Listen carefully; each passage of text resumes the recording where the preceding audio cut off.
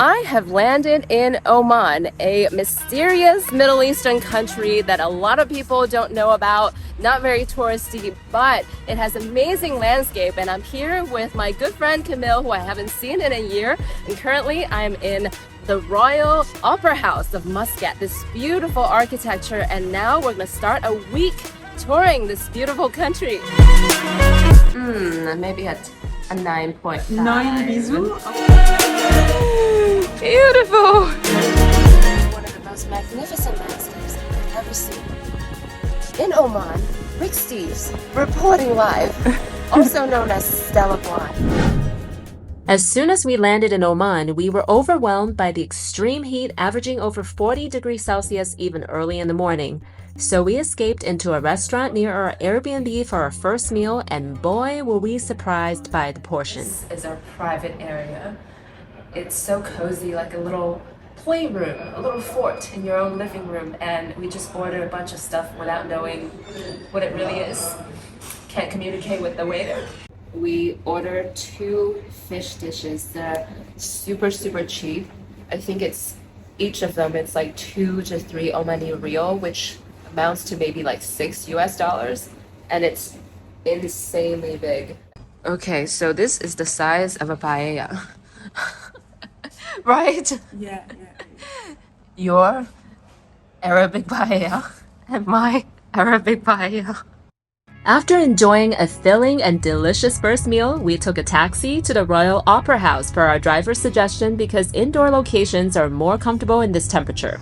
When we got to the beautiful opera house, we had an unexpected encounter. As we were walking the grounds at the opera house, we saw no signs that it's closed or anything.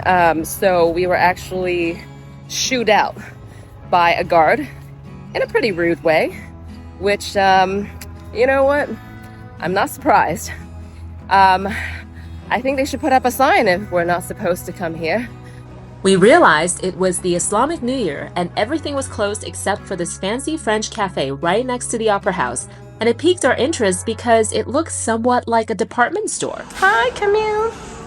I ordered myself an extremely unique dessert. I ordered a pair of lips called bisous for me as dessert, and I was told that the logo is not edible. That's good to know, but honestly, the whole thing doesn't look edible. It looks like fabric. It's like a couch. It feels like a cheesecake. Okay.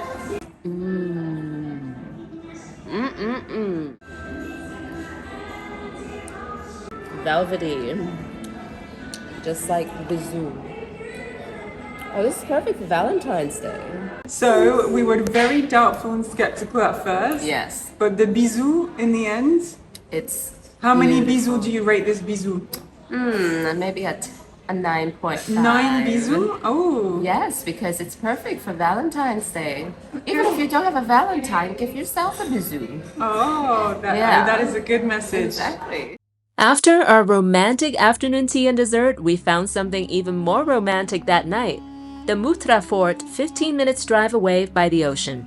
The incredible sunset, beautiful architecture, and the uniquely curved coastline all morphed into something straight out of a movie scene.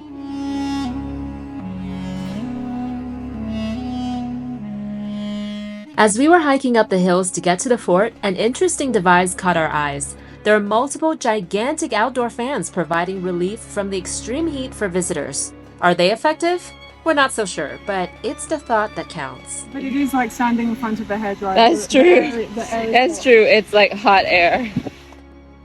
As we were hiking up to the top of the fort, we found a cheesy picture frame for photos, but Camille had a better idea. Easy tourist picture. The most ideal backdrop. Ah, look at you, Camille. You look like a ballerina flying out of the frame. Beautiful.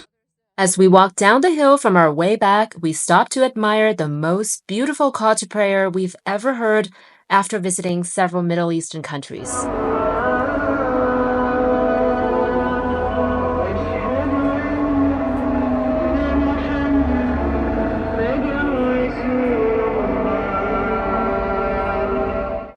The next day, we booked a group tour to visit Wadi Shab, the most famous attraction in Oman for very good reasons. The otherworldly rock formations, emerald green water, and beautiful views from every corner. There simply isn't another place on earth quite like this. However, in 40 degrees Celsius heat, this excursion turned out to be quite dangerous for me because I also happened to have caught yet another cold from Bansko, Bulgaria, the destination I was in before landing in Oman. When we arrived, we were welcomed by herds of goats, which appears to be quite common here in Oman. Then we realized we had to take a short boat ride in order to get to the main part of Wadi Shab. After walking for 15 minutes in the heat, I had to call it quits to protect myself because I was experiencing severe headaches and my heart was pounding out of my chest. It seems like I always get stranded by myself whenever I travel to a Middle Eastern country. So I've been sick for a few days. I caught a cold the last day of Bansko Nomad Fest. And I thought it was getting better, but still was very, very difficult in 40 degrees Celsius heat. So I followed the entire tour group. We hiked up for about 15-20 minutes and I couldn't take it anymore. So I know the best thing to do is not to risk it and just stay and let the rest of the tour group go. It's highly likely I'm gonna die if I go ahead. So I'm staying behind in this little cave that is beautiful anyway, and I'm just gonna enjoy this view by myself for the next 2 hours until they come back. I can still say that I've been to Wadi Shab because this is part of it. Crisis averted after I cooled myself down in the cave. In the afternoon, our tour guide Mahmoud took us to the magnificent Bimmah Sinkhole, which surprised me because I thought it was part of Wadi Shab from all the amazing photos I've seen, but it turns out it's a separate place right inside of an otherwise regular-looking desert park. So tell us about your day. I'm sorry it didn't go as planned. My day started off as usual, but it turned to shit within 5 minutes because I realized there's no way I could survive in the heat, 40-degree heat, when I was sick as a what? I don't know. Sick. Anyway, but now I'm better because I rested. And... Wait, don't they charge for this somewhere? I feel like there's like they're like fish foot bath type of places. I've seen them, yeah. So we're getting it for free. How do you like the little fish? I think they are fascinating. They occasionally prick a little bit when they bite your skin. As you can see, they're starting to do right now. And you think they're eating the skin off of my legs. They weren't interested in my hands or my feet. Just feet. But they're now interested in my just feet. In my shins. Oh. Okay, they have a thing for feet. The water is so clear. In fact, Camille loved it so much, she didn't even want to leave the water. I'm not getting out. I'm done living on land. I'm going to stay here now.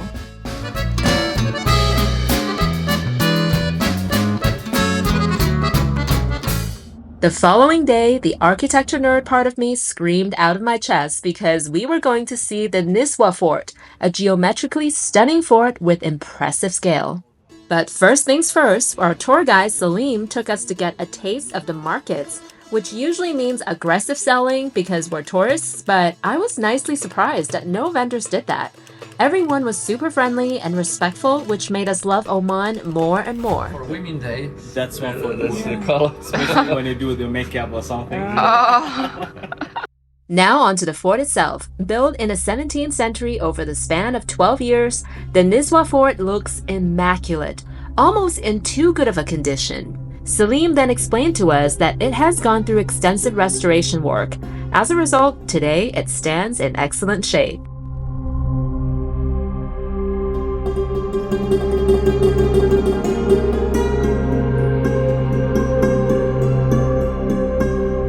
Buildings all across Oman, including the Nizwa Fort, carry several distinctive characteristics. Islamic shapes are used everywhere on walls, windows, and doors. The beauty of repetition and symmetry is seen everywhere.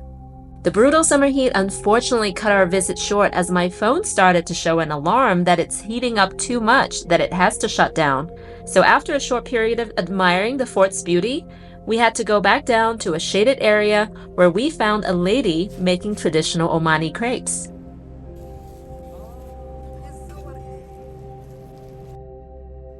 Our guy Salim saved the best for last. To relieve us from the heat, he drove us to a mountainous region 2,000 meters above sea level after our snacks, and boy, did it make a huge difference. This is one of the most magnificent landscapes I've ever seen. In Oman, Rick Steves. Reporting live, also known as Stella Guan. Until next time, bye. It was immediately at least 10 degrees cooler. So much so we felt comfortable joining a lunch buffet party on the rooftop of this restaurant with the most breathtaking view. We came up to this rooftop restaurant on top of a mountain, and it's so much cooler. It actually is okay to eat outside, which is insane. And behind us, there's a whole banquet going on. It feels like this is surreal. And then the view behind, absolutely gorgeous. There is a whole city right across. After lunch, we couldn't find Salim, so we went looking for him around the garden of the restaurant, and that's when we found him taking a cozy nap in this amazing gazebo. I have no idea. I was like, do not disturb someone's sleep like this. Have a good nap, Salim. Wow. Did you like it? Yes, How's the very food? nice. Yes. Delicious. Very good. And before we ended the day, Salim took us to see an abandoned village nearby where apparently there is a luxury hotel amongst all the abandoned houses where people can come here, relax, and perhaps do nothing for a change. And this is the hotel? Wow. On our final day in Oman, we went to visit the Grand Mosque of Muscat. I put on an abaya for the first time as it is the dress code required for female visitors. I've visited quite a few mosques in different countries this year, and this one in Oman stood out as the most stunning.